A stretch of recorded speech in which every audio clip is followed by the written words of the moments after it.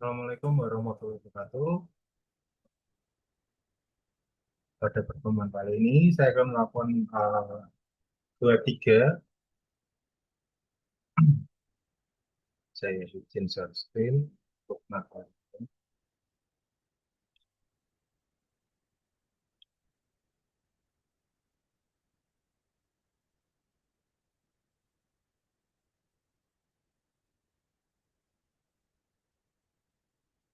Pada ini saya akan menjelaskan terkait array dan metode.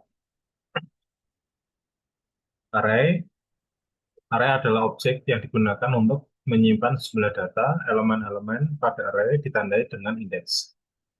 Elemen dari array adalah juga variabel dan masing-masing indeks yang unik, yang panjang pada saat array dibuat. Pada Java, semua array dialokasikan secara dinamis. Pada Java adalah objek. Dengan demikian dapat mengetahui jumlah anggota. Variabel array dideklarasikan seperti variabel lain dengan menyebutkan nama array setelah tipe data. Indeks pada array dimulai dari 0. Pada Java, array dapat dibuat statik, variabel lokal, atau menjadi parameter pada sebuah metode. Jadi di sini kita bisa lihat,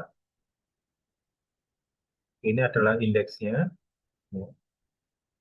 Dimulai dari 0, 1, 2, 3, dan 4. Panjang arraynya 5, indeks pertama 0, indeks terakhirnya 4. Bernilai 0, 10, 5, 7, 3, dan 1.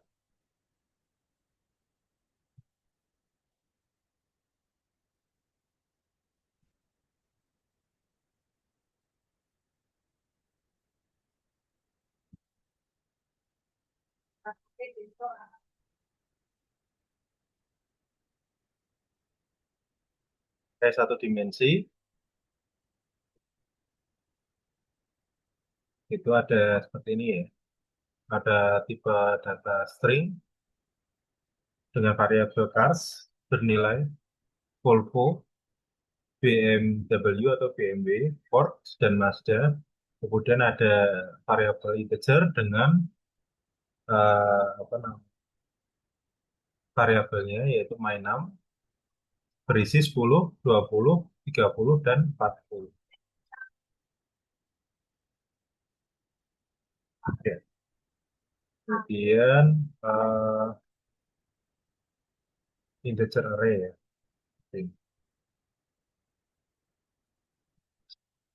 Kemudian ini contohnya, jadi ada sebuah public class bernama array satu dimensi dengan deklarasi array integer. Oke, ini ya.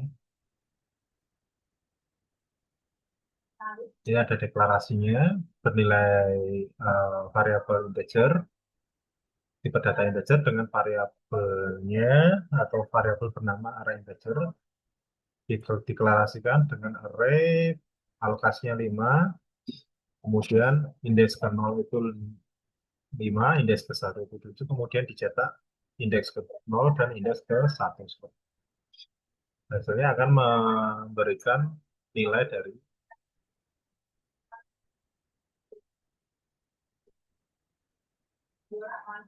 ya ini juga dia mencetak indeks ke 0, 1, dan 2. Jadi array itu semacam alokasi memori yang diberikan akan menghasilkan atau nilai dari array tersebut. Array multidimensi adalah array yang memiliki lebih dari satu dimensi, deklarasinya hampir sama. Yang membedakan adalah dimensinya. Misal dua dimensi, maka jadinya array dua dimensi. Jadi dia akan membentuk sebuah matriks seperti ini, dan seperti ini. Jadi dia akan membentuk sebuah matriks.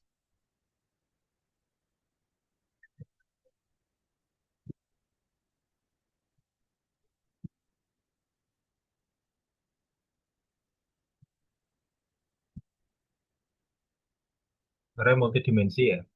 Ya, cetak. Jadi untuk mencetak area multidimensi kita harus menggunakan perulangan nested loop ya, nested loop.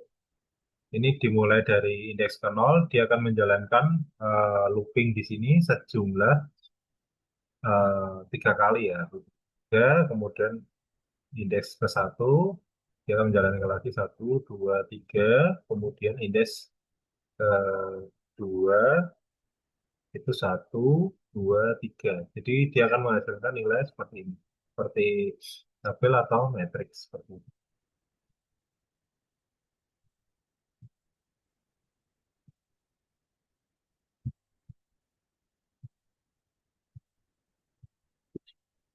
Async array adalah melempar isi array dari sebuah metode. Jadi pertama kita harus mendeklarasikan terlebih dahulu, mendeklarasikan dan inisiasi array. Kemudian memanggil metode tampil dengan parameter tipe array. Kemudian metode tampil dengan parameter tipe array dalam kelas. Seperti itu.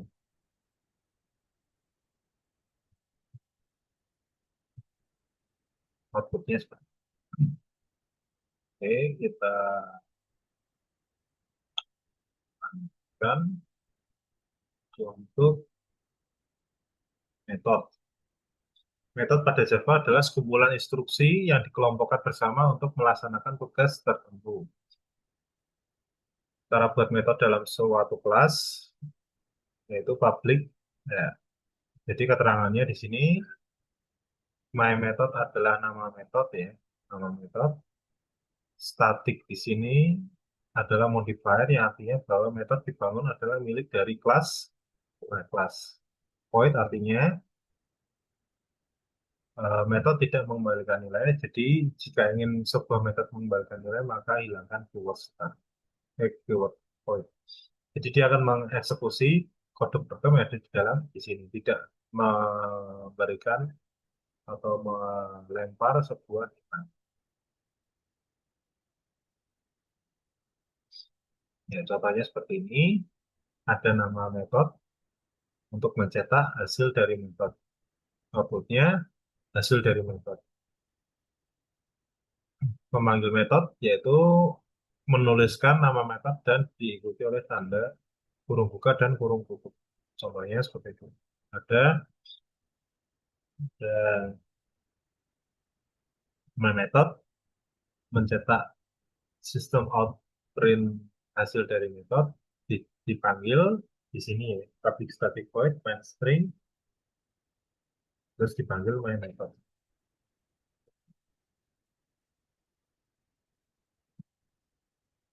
Kemudian mengembalikan nilai.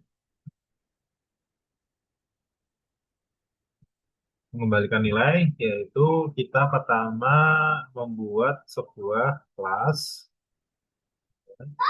kemudian metode, kemudian kita isi dengan apa namanya nilainya.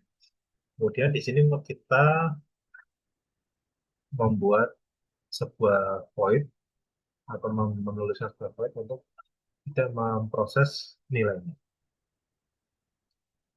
Nilainya itu sama dengan nilai dibagi dua. Jika nilai lebih sama dengan satu, maka nilai ganjil dan nilai genap. Contoh dari memanggil metode yang tidak mengembalikan nilai. Jadi diproses di dalam public static void-nya itu. Buat metode yang mengembalikan nilai ya. Di sini kita tidak menggunakan void ya. Metode berparameter dengan sebuah return nilai. Jadi di sini public static ini tidak menggunakan void, digunakan untuk mengembalikan nilai dari nilai dibagi di persenkan dua. Terus kemudian di return nilai untuk dikembalikan di sini seperti ini. Outputnya adalah angka 3 adalah ganjil. Ya, jadi di sini dia memanggil metode dengan sebuah parameter var y sekaligus menampung nilai balik ke variabel x. Jadi kurang lebih dia akan memproses, dia memanggil di sini, kemudian dia akan memproses di sini, dia memproses di sini, dia mengembalikannya, di sini, turunkan di sini, kemudian dicetak. Seperti itu.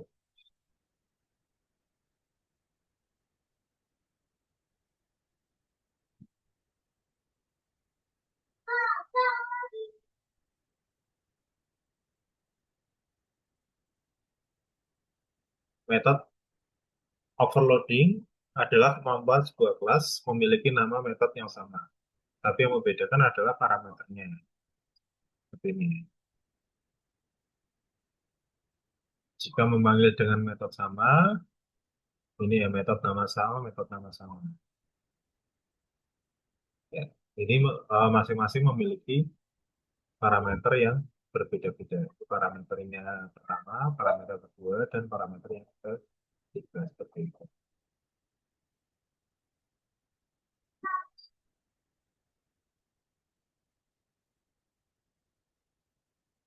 Jadi dia tergantung parameter yang diberikan dan menghasilkan nilai yang berbeda-beda.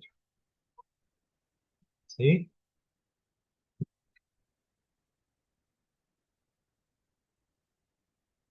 dia masuk ke deskripsi.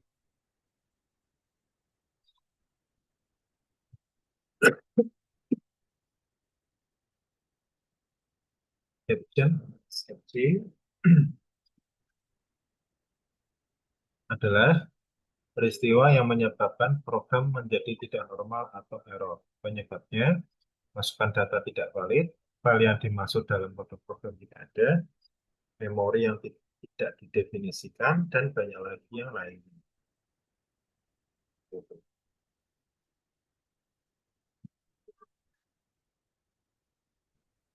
Jadi itu ada tiga kategori, compilation, runtime, dan logic.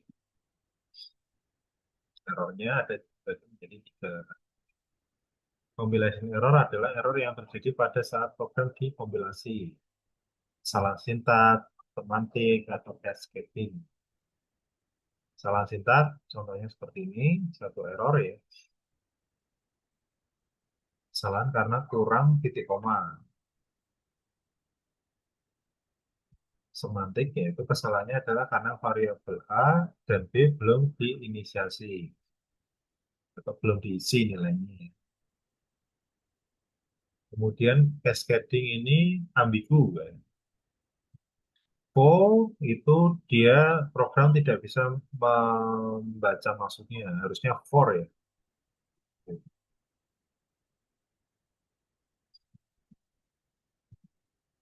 Runtime error, kesalahan yang tidak ditampilkan pada saat mengkompilasi program. Kesalahan terjadi pada saat program sudah dioperasikan. Kesalahan yang sudah lolos dari kesalahan sintaks atau program semantik. Program berhasil dikompilasi, pada saat runtime tidak ditemukan kesalahan. Pada keluaran tidak sesuai yang diinginkan. Misal, A sama dengan 2 plus 2. Harusnya keluarannya menghasilkan 4, akan tetapi keluarannya bukan 4. Java punya cara tersendiri dalam menjebak kesalahan dalam program. Menggunakan try catch yang bersarang, banyak, dan finally. Try dan catch exception-nya. Ya, ini contoh dengan menggunakan try catch. Elemen yang ada cuma 0 sampai dengan 2. Elemen 10 akan dianggap error untuk baris ke 7. Kemudian kita mensisipkan brackets. Jadi dia akan mencetak ada yang salah.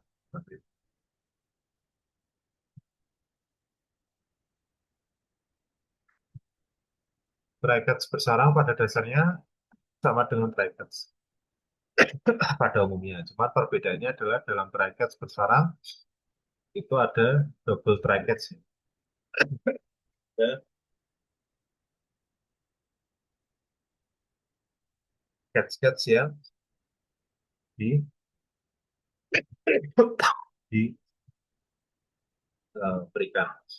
Ini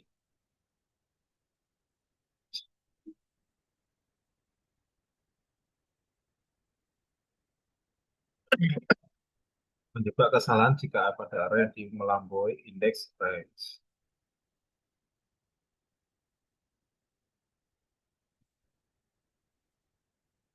Brackets finale, statement finale adalah satu blok dalam penanganan kesalahan yang akan dijalankan baik error maupun tidak.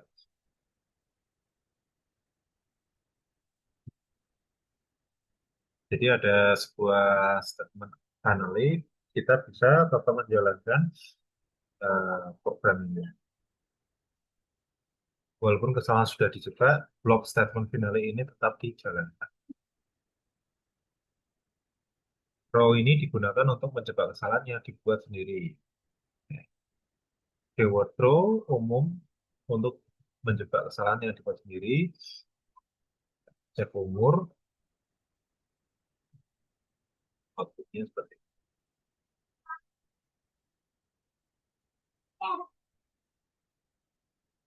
Keyword row ini digabungkan dalam blok try and catch untuk menjebak kesalahan yang dibuat sendiri.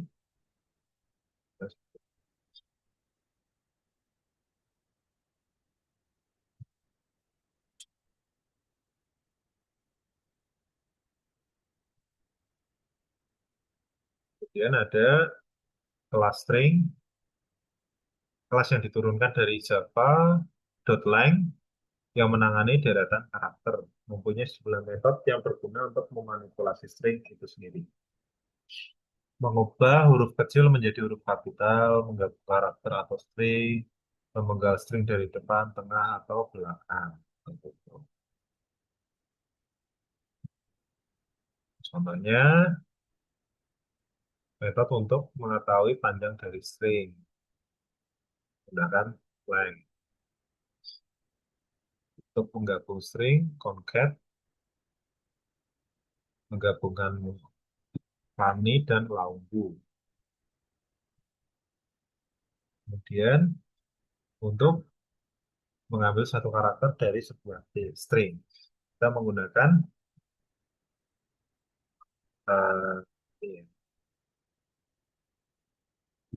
ini, indeksnya kita gunakan untuk mengambil karakternya.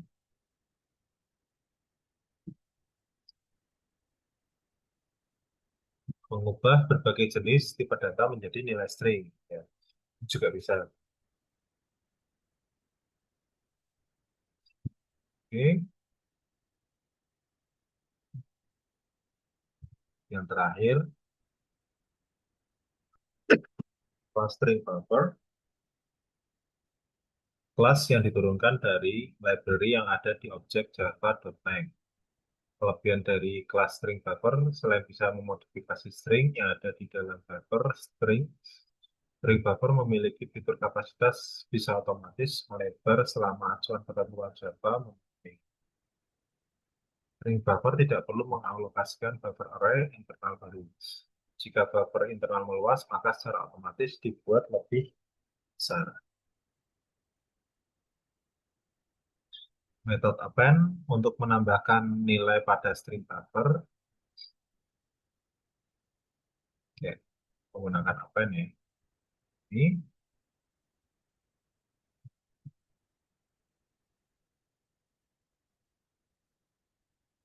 kemudian insert,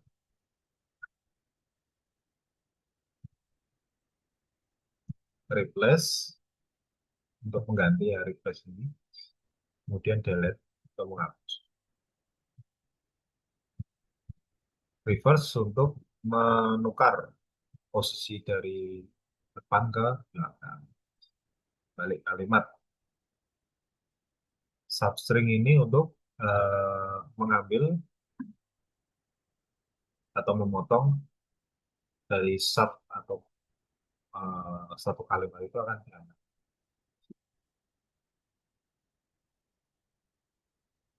Kelas math adalah turunan dari java.lang.net. Berisi metode untuk melakukan operasi numerik dasar seperti trigonometri, logaritma, akar kuadrat, bahkan eksponensial sekalipun. Metode apps adalah mengembalikan atau menghasilkan nilai mutlak absolut dari berbagai tipe data seperti integer, long, float, dan vector.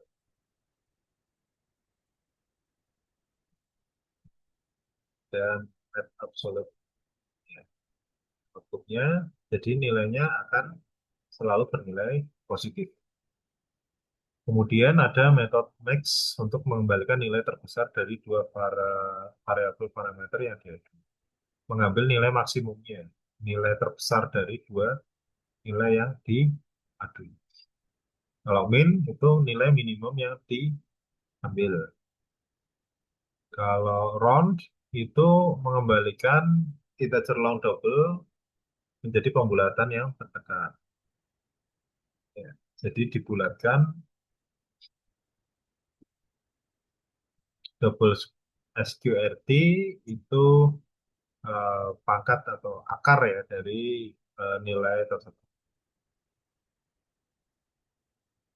Double CPRT itu untuk apa namanya?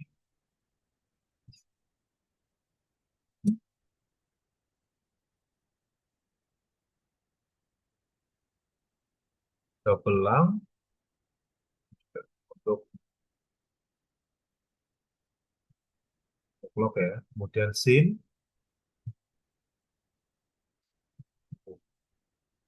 ya. Jadi begitu untuk web 3 ini penjelasan terkait algoritma dan pemrograman Java ya teman-teman ya. Saya mohon maaf kalau ada kekurangan. Kita akhiri. Assalamualaikum warahmatullahi wabarakatuh.